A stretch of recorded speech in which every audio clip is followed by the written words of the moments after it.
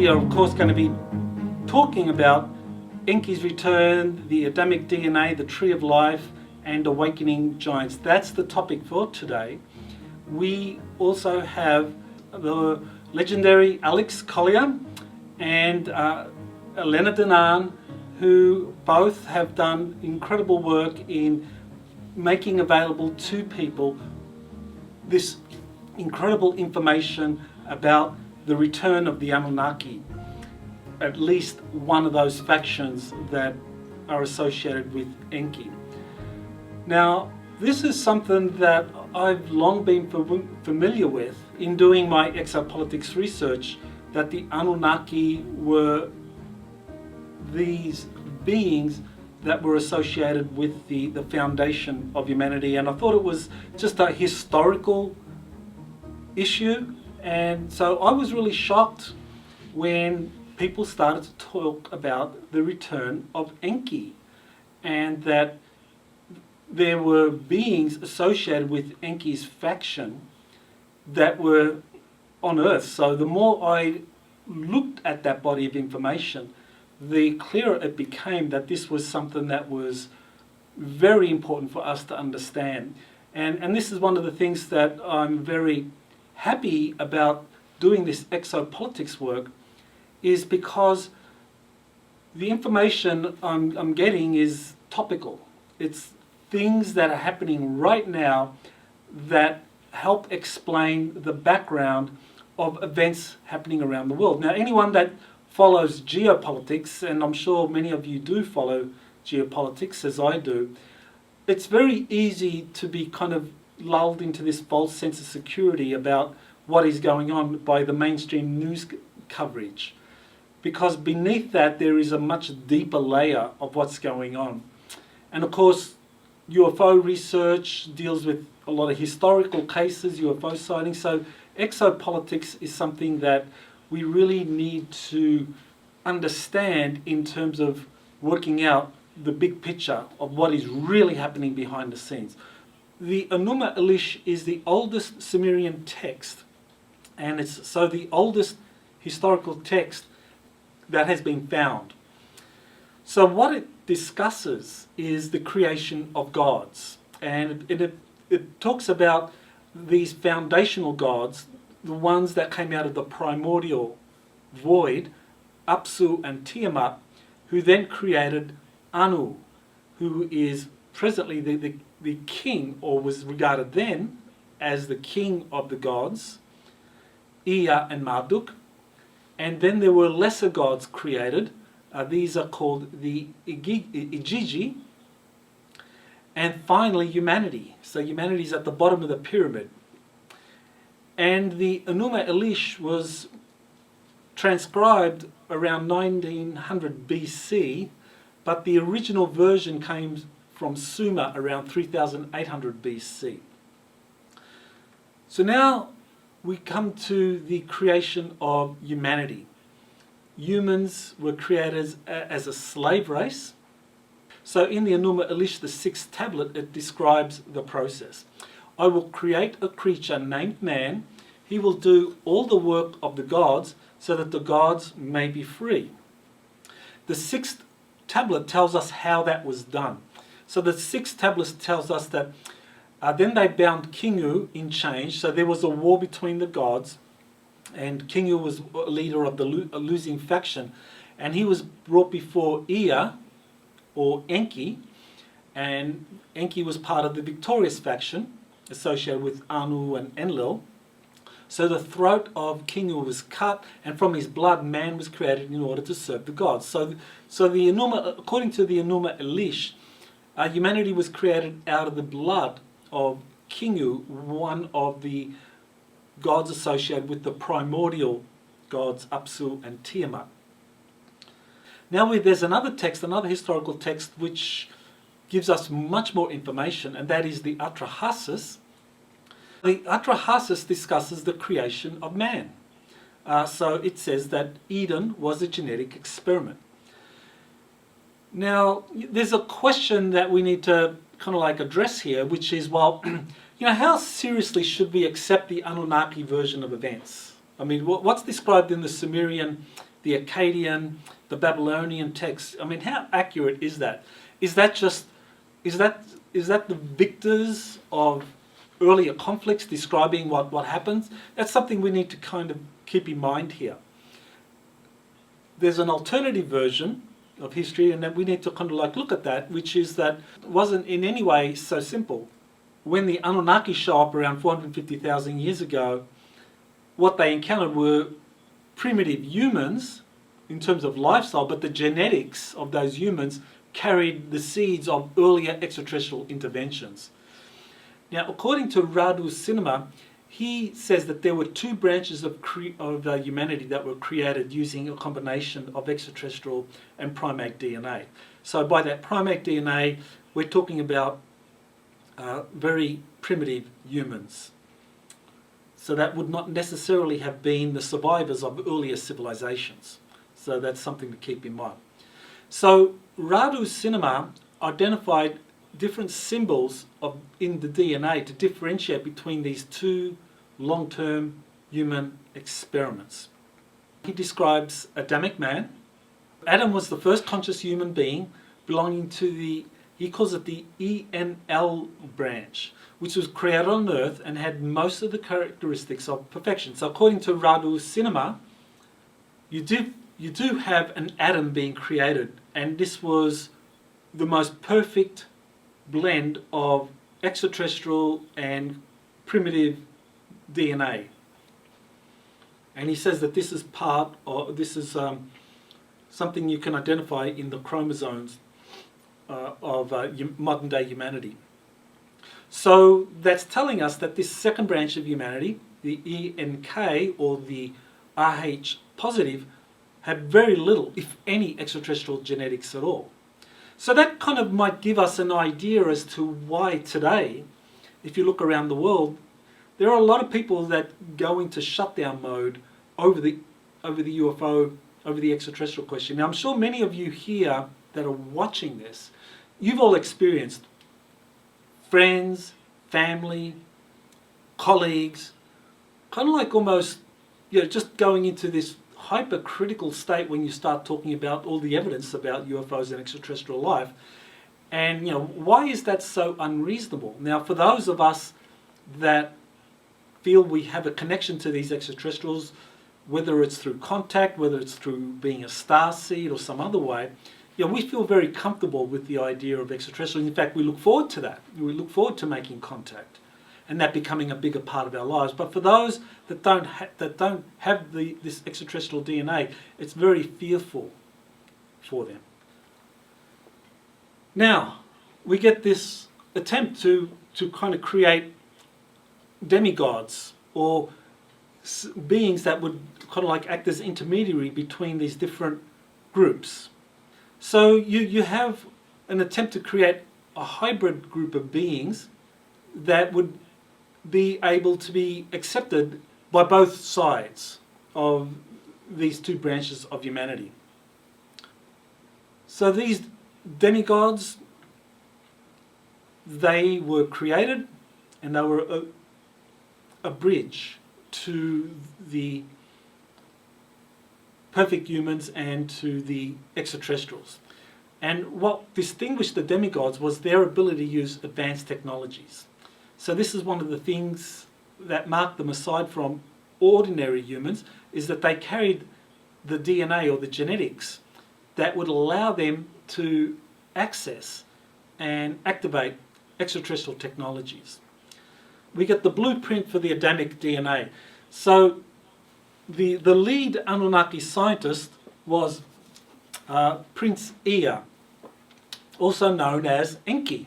So he created the original Adamic DNA along with the different variations. So there were many variations here. So this was the work of Enki and Ninhursag.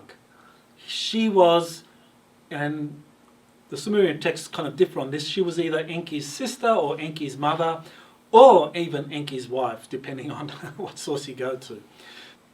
So this is where we get to the question of the giants. So the ETs and the Anunnaki create multiple Adamic bodies for Earth conditions, and as I said, this makes perfect sense. that the Anunnaki are extraterrestrials. Earth is a hostile environment to them and their body is not suited to it. And it would be much safer for them to create an avatar for Earth conditions and just simply transfer their consciousness to that avatar and just use that avatar for as long as they need. And when they're done, or if there's an accident and that avatar is killed, no big problem. They just transfer back to the starship where their original body is held in a stasis chamber. So I think that's how the Anunnaki did it, and that these bodies that have been found all over the earth. I mean, here you have, normal human, 6 foot. Here you have a 15-foot giant that was found in Turkey. Here's an 8'6" giant that was Maximus Thrax, one of the Roman emperors. 10'6", that's Goliath. A 12-foot being that was, I think that's his father, Og. Then you go to this 19.6-foot giant that was found 23 feet, 25.6 feet, a 36-foot giant. So why would there have been these giant bodies created? Why would the Anunnaki do this? Well, I think the Anunnaki were a highly...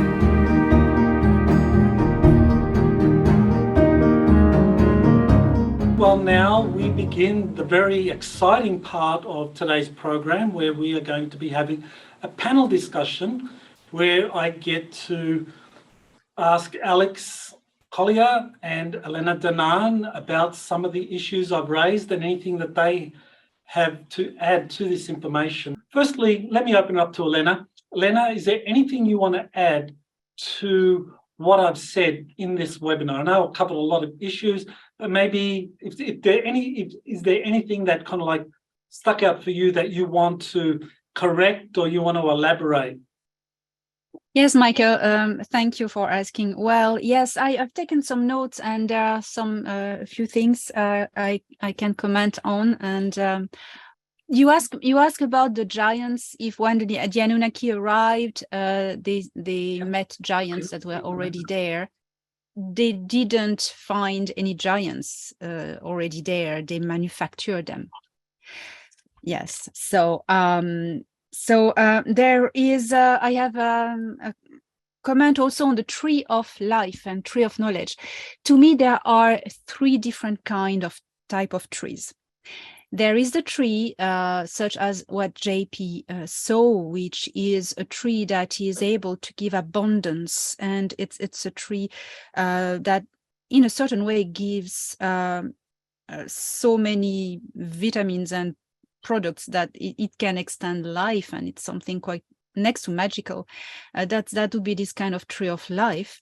Then also a medicine tree, And then also you have the tree of life, that is the DNA, that is the double, the double helix of the DNA, which is it's assimilated in shamanism to the tree through which you travel, your journey through different realms of consciousness.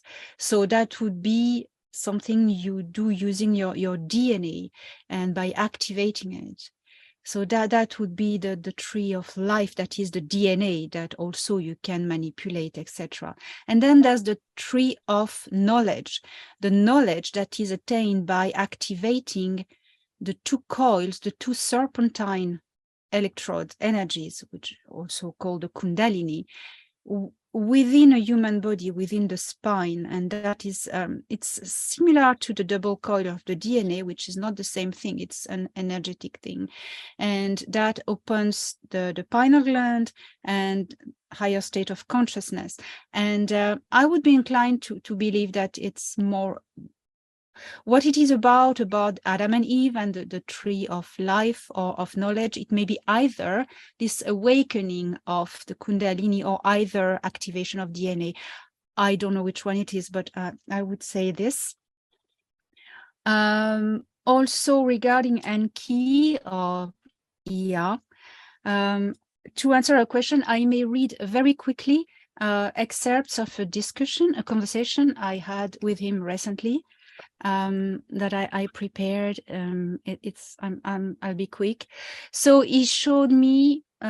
He showed me the Eden laboratory in the Nibiru ship, and there were children, hybrid children, Anunnaki there. That's something I was keeping for your webinar. And he said this, and this will answer as well for the bearded giants on Earth. These children, he has said, carry great souls from our people. Scientists, engineers, builders, medics, all destined to be a gift to the people of Terra in compensation for damages perpetrated by my family on this planet. This is nothing compared to the debt of my family towards the Earth people. These avatars were engineered in this Eden as hybrids of Earth human and Anunnaki. As you know, Anunnaki physiology cannot thrive in Earth gravity, atmosphere, and magnetosphere. So we always use hybrid avatars to transfer our consciousness into, either as a full incarnation or either as a temporary transfer. So I asked him if I mentioned the movie, soft disclosure movie Avatar, and I explained how it works in this fiction. And so he said it's basically the same thing. And I asked, is it the same for the giants in stasis? And he replied, he's legendary indeed. And the last thing I want to mention about him before answering further questions is that when I asked him once if he wasn't bothered because of people try to discredit him on Earth, because he's done so much to bring back a gift to repair the wrongs that have been done by his family. He was a victim himself. He lost the war, he lost humanity, but he came back to repair what had been done. So he said something that I like to mention. He said, it doesn't matter if they don't trust me. I don't mind. But what matters to me is that they trust in themselves. And he added recently to the same question, what would it change if I cared? Nothing, they are blinded by their own demons. Let them think and say what they want. It doesn't change my work in the slightest ways. I don't hear them from there. And that was a little note of humor. I can't finish on. That's it. Want to say that. Thank you, Elena. That really does help clarify some issues. So I want to give Alex Collier, the great Commander Collier, or the galley cook, whichever it is. Can you maybe share a little bit of your insights as to what you heard in the webinar? Well, I was just in the galley stir-frying some Andromedan pears. They're delicious. Michael, it was an excellent seminar. And once again, it's a very difficult subject to condense, because it's hundreds of thousands of years in the making, if not millions. There's nothing that I would correct. There is something that I did want to add, and that is that, ladies and gentlemen, before the Anunnaki got here, there were humans already here. There was extraterrestrial genetics and stock already here. And the Anunnaki had no right to tamper with it. In fact, it's really against galactic law. But Enki was ordered to do it. And by him turning around and saying, okay, I have the original, here it is, we're giving it back to you, that completes the circle and it repairs the damage. Now, it doesn't get back the time. It doesn't get back everything that humanity has been through. But it's important to note that piece. That is very, very important. we are the product of extraterrestrial DNA, all of us. And how can you be the product of extraterrestrial DNA and not want to, at some point, engage with the star families? It doesn't make any sense that, okay, well, I'm comfortable with this, but I'm not comfortable with that. Well, they're the ancestors of humanity. Many of them are. So, we have to embrace the future because this is the future. And this is where we're going. This was the mission. This is what we were always intended to do. The fact that we have all been conditioned to be so paranoid and fearful was a tool of the dark side to hamper us, to handcuff us into this position. Well, we have to, the future is in front. If we're constantly looking in the rearview mirror, we're going to keep crashing. So we have to let it go. We have to let it go. Thank you all, and aloha. Thank you. Take care, everyone. Love to all.